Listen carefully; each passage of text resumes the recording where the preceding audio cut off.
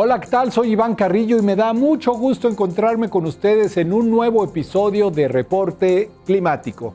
Este es un espacio de periodismo de soluciones para un mundo en constante cambio.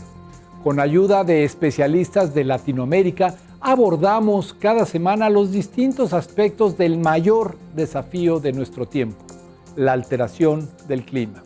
El programa de hoy está dirigido a la salud y la alimentación. ¿Qué papel juegan frente al cambio climático? Uno de los aspectos que más preocupan de dicha crisis es que atenta contra la seguridad alimentaria. Esta se define como tener alimentos suficientes y de calidad para toda la población humana. Y otro fenómeno es la quema masiva de combustibles fósiles como petróleo, gas natural y carbón. En consecuencia, el planeta ya se ha calentado 1.2 grados Celsius respecto a la época preindustrial. Ese número puede parecernos pequeño, pero lo cierto es que está teniendo un impacto severo en muchos ámbitos de nuestra vida, como la salud física y mental. Pero comencemos con la alimentación. ¿De qué manera y a qué grado el cambio climático puede impedir que la comida llegue hasta nuestra mesa? ¿Cuánto afecta al ambiente el modo en que nos alimentamos? Hoy indagaremos en este tema orientados por Eric de la Barrera, quien es parte del Instituto de Investigaciones en Ecosistemas y Sustentabilidad de la Universidad Nacional Autónoma de México. Acompáñenme a conocerlo luego de un recorrido por las noticias climáticas alrededor del mundo. Los plásticos de un solo uso no constituyen únicamente un problema de contaminación, también son una amenaza climática. La industria de estos materiales demanda tanta energía para producirlos que, si se tratara de un país, ocuparía el quinto puesto entre los mayores emisores de gases de efecto invernadero, según el reporte 2021 de la organización Beyond Plastics. Y el daño no termina ahí. Cuando son desechados, los plásticos se descomponen lentamente hasta llegar a la atmósfera, contribuyendo una vez más al calentamiento global. Reciclarlos es apenas una pequeña parte de la solución, pues menos del 10% llega a ese proceso.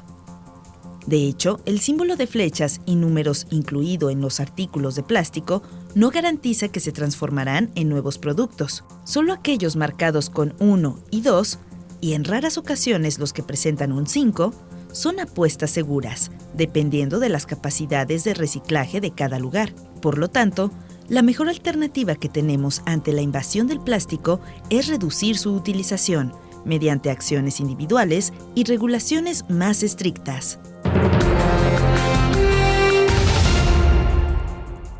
El río Nilo es el segundo más largo del mundo. Nace en el lago Victoria, en África Oriental. Atraviesa 10 países y luego de un viaje de casi 6.600 kilómetros, descarga sus aguas en el Mediterráneo. Las antiguas ciudades de El Cairo y Alejandría florecieron en esa desembocadura, una de las áreas más fértiles del planeta, ahora en peligro debido al cambio climático. De acuerdo con un reportaje publicado en Quartz, la subida del nivel del mar está provocando inundaciones y erosión en el delta del Nilo. Para contrarrestar la situación, los egipcios han improvisado muros de hormigón que cierran el paso al agua marina, pero poco sirven para detener la infiltración de sal en los suelos de los que dependen millones de pequeños agricultores. En un intento por salvar su economía, estas personas se han visto orilladas a usar fertilizantes, pesticidas y sustancias supresoras de sal, lo cual degrada aún más el suelo. A ello se suma la rápida urbanización, el crecimiento poblacional, la falta de infraestructura, una inflación vertiginosa y la lentitud con la que avanzan las medidas de adaptación climática. La pobreza energética es la falta total o parcial de energía para cubrir las necesidades básicas de un hogar. Se expresa de diversas formas. Por ejemplo, no tener acceso a la red eléctrica, destinar una gran parte de los ingresos familiares para pagar el recibo de luz o carecer de combustibles limpios para cocinar y calentarse. La Organización de las Naciones Unidas estima que unos 2.600 millones de personas en el mundo viven en condiciones de pobreza energética. Por fortuna, existen algunos emprendimientos que buscan combatir esta privación. Es el caso de Uprise Energy y su Mobile Power Station, capaz de abastecer de energía a 15 casas y que puede ser remolcada por una camioneta convencional hasta el sitio donde se necesita. Esta turbina eólica es muy eficiente con los vientos de baja velocidad que corren en zonas marginadas donde las comunidades han estado sujetas a generadores de diésel. Asimismo, está en camino a convertirse en una alternativa viable para quienes desean reducir su huella de carbono optando por fuentes de energía renovable. De entre todos los factores capaces de poner en jaque a la salud humana, el más preocupante es el cambio climático, ya que amenaza con deshacer los últimos 50 años de progreso en el ámbito sanitario.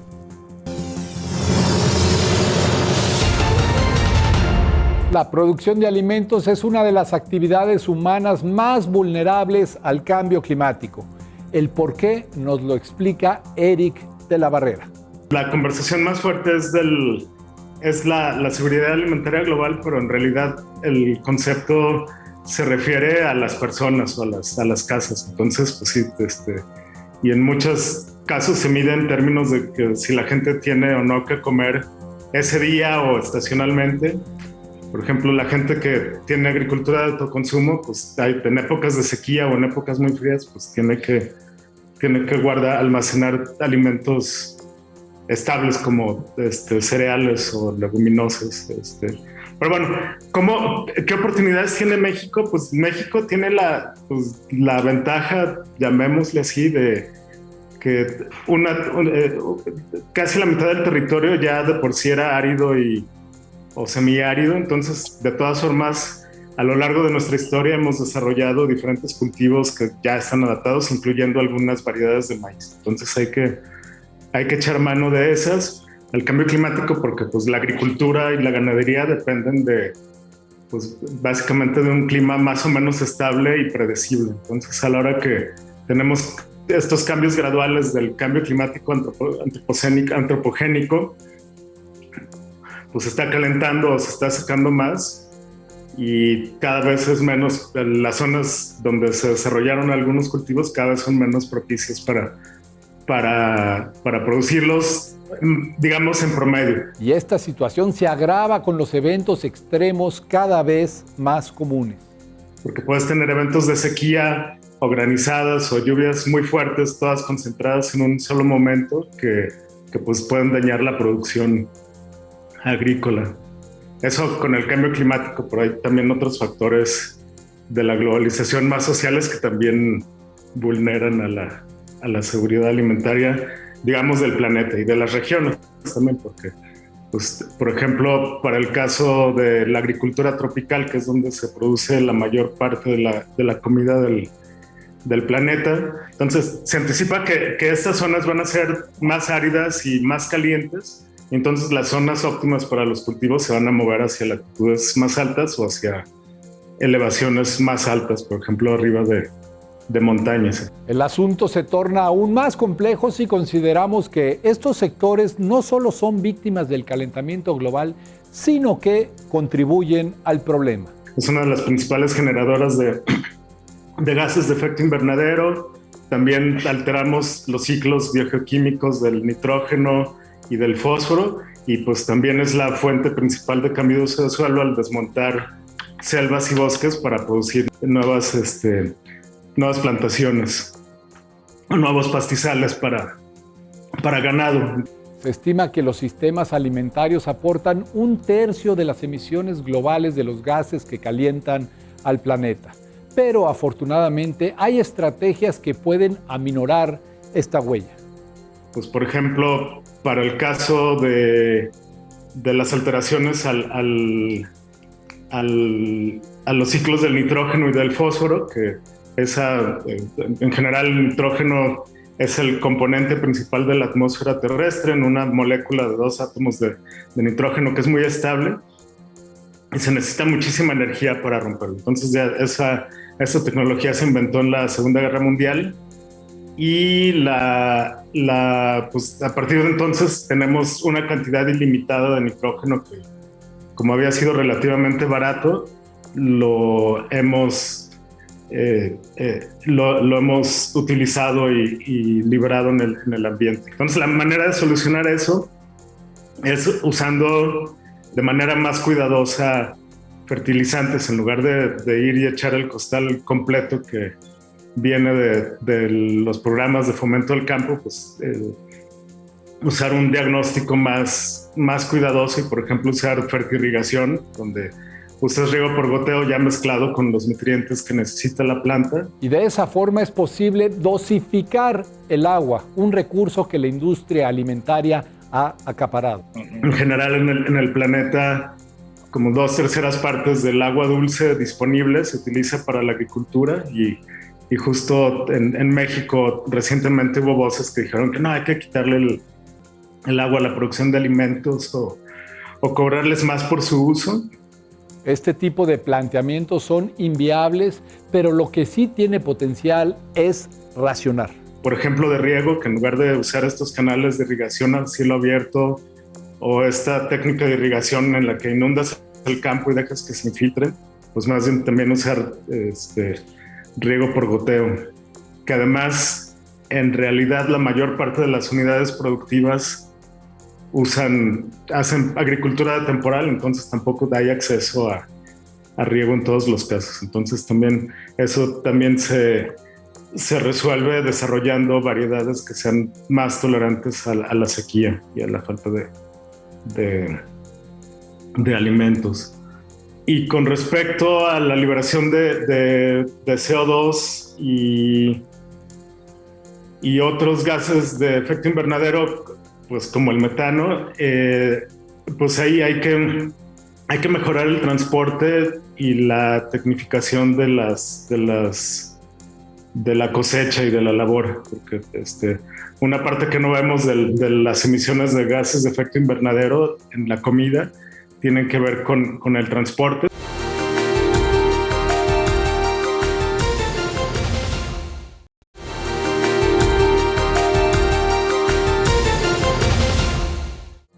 El impacto del cambio climático en nuestras emociones es real. Un amplio estudio realizado con 10.000 niños y jóvenes de 10 países reveló que el 45% percibe que sus sentimientos sobre el cambio climático afectan negativamente a su funcionamiento diario.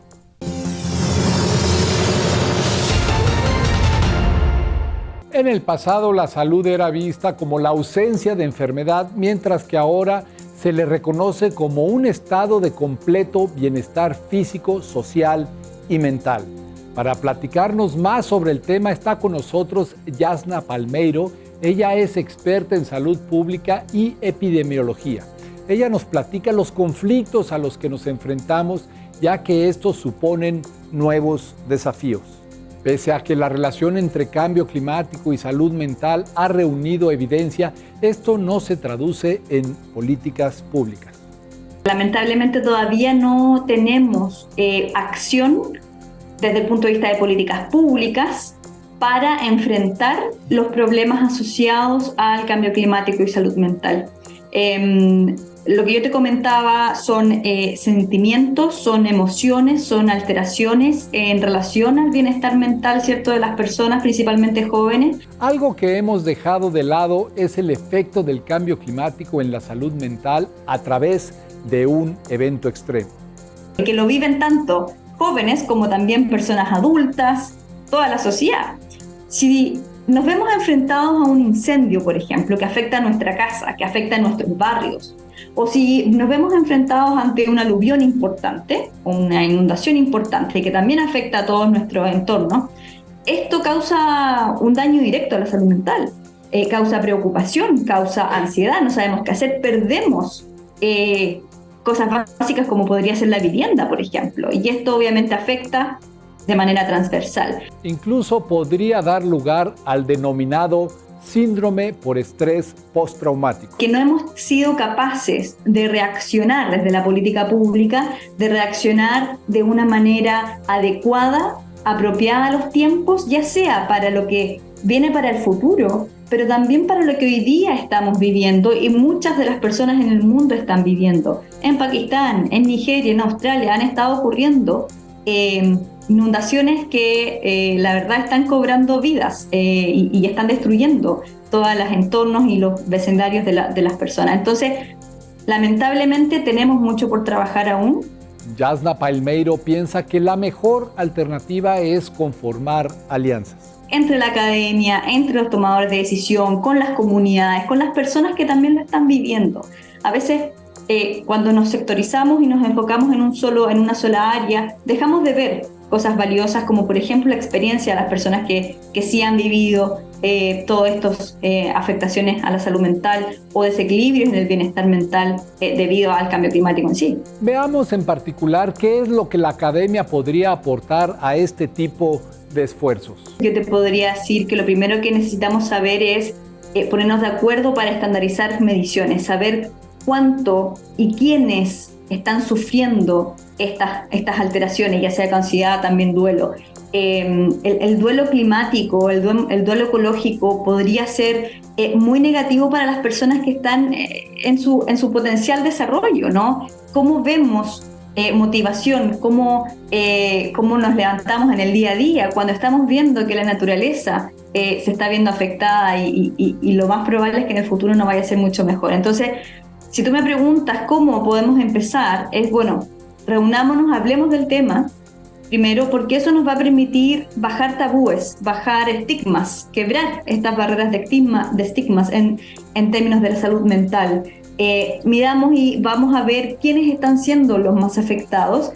El enfoque comunitario es clave por las propias características de la crisis ambiental y en especial del cambio climático. Nosotros tenemos que entender en general que los efectos del cambio climático o las amenazas climáticas en general están presentes en todo el mundo. Intensas lluvias, olas de calor, las vemos en el norte, en el sur, en el este, en el oeste, etc. Las vemos en general, pero el impacto a las personas, o sea, la magnitud del impacto, si es que es mucho o si es que es poco, no depende de la amenaza climática en sí, sino que depende de cuán preparados nosotros estamos como sociedad, como comunidades, para enfrentar estas amenazas. Y esa preparación aumenta o disminuye la vulnerabilidad. Si nosotros fortalecemos, por ejemplo, la cohesión social en las comunidades, si nosotros fortalecemos el trabajo comunitario que se pueda dar con centros de atención primaria en salud, por ejemplo, si es que nosotros reforzamos y tenemos políticas públicas claras de, por ejemplo, le decimos a las comunidades, viene una amenaza, tenemos estas herramientas, nos tenemos que preparar de esta manera. Bueno, todo eso lo que va a hacer es que va a disminuir la vulnerabilidad a las amenazas del cambio climático. Este trabajo, a su vez, es fundamental para lograr una adaptación al cambio climático. Lo que tú dices, conocer este tejido social, fortalecer este tejido social, que básicamente es una preparación y un fortalecimiento de la respuesta, lo que hace es que fortalece a la sociedad en general y disminuye estos efectos. Es decir, podríamos tener un menor impacto si la amenaza viene, que va a venir, porque ya la ciencia nos dice, claro, la amenaza está y va a seguir presente por un largo tiempo. Entonces lo que tenemos que hacer es fortalecer todo este tejido para disminuir las vulnerabilidades y así tener menor impacto, principalmente en personas jóvenes, principalmente en personas que tienen menos recursos y que sufren en general más por estas inequidades a veces también sociales que existen entre nosotros. A la par debemos combatir un fenómeno creciente, el de la desinformación y el de la mala información. Esta comunicación tiene que ser una comunicación clara, una comunicación transparente, que yo creo que no, para disminuir el impacto no hay que ocultar información, hay que mostrarla realmente, pero obviamente de una manera quizás no tan catastrófica como para no producir miedo, digamos, se podría decir. Y por otra parte, combatir la desinformación es tarea de todos. En muchos casos, inclusive líderes políticos favorecen la diseminación de malas noticias o desinformación, etcétera, y eso la verdad es que yo creo que tiene que ser una respuesta transversal, desde la academia, desde los tomadores de decisión, desde los comunicadores en sí, a que la desinformación no puede ser, porque finalmente lo que termina pasando es que genera desconfianza, y la desconfianza en la población, en las tomadas de decisión, es relevante, digamos, para los planes de acción y para reducir el riesgo de las amenazas. Entonces, el cómo enmarcamos la información en la comunicación es clave para, por una parte, transmitir información clara, real, pero también, por otra parte, para no producir daño, que creo que ahí es clave el trabajo en conjunto y colaborativo entre comunicadores, psicólogos, quizás sociólogos también. Para marcar la diferencia no siempre se necesitan grandes acciones. A veces basta con iniciar una conversación. Romper las barreras de estigmatización de la salud mental. A veces tendemos como a no hablar de salud mental o a no decir nada. Mira, sabes que me siento pena, me siento mal, la verdad. A veces evitamos eso porque nos ponemos en una situación de vulnerabilidad, ¿no? Sin embargo, esto es real, está pasando, y una de las mejores decisiones o acciones que podemos tomar es hablarlo en nuestros círculos de confianza, no crear juicios de valor cuando conversamos con otras personas. Yo creo que eso es clave, ya sea en tu familia o ya sea con grupos de amigos. Y luego tomar acciones, es decir, ver qué es lo que me pasa a mí, cuáles son mis sentimientos y cómo yo, desde mi lugar individual, desde mi puesto en esta tierra o desde mi lugar en donde yo puedo, digamos, actuar, tu lugar de trabajo, tu lugar de estudio, etcétera, cómo nosotros podemos ayudar tanto a la otra persona que lo está pasando mal, como también a la sociedad o a la comunidad en la que estoy inserto. Entonces, de ahí conversar, salir, involucrarse en actividades de acción climática. De repente vemos, hay pequeñas acciones, pequeñas acciones sociales o en la comunidad que pueden realizarse y que te van a ayudar tanto para tu salud mental como también para crear y fortalecer este tejido comunitario del que hablábamos anteriormente.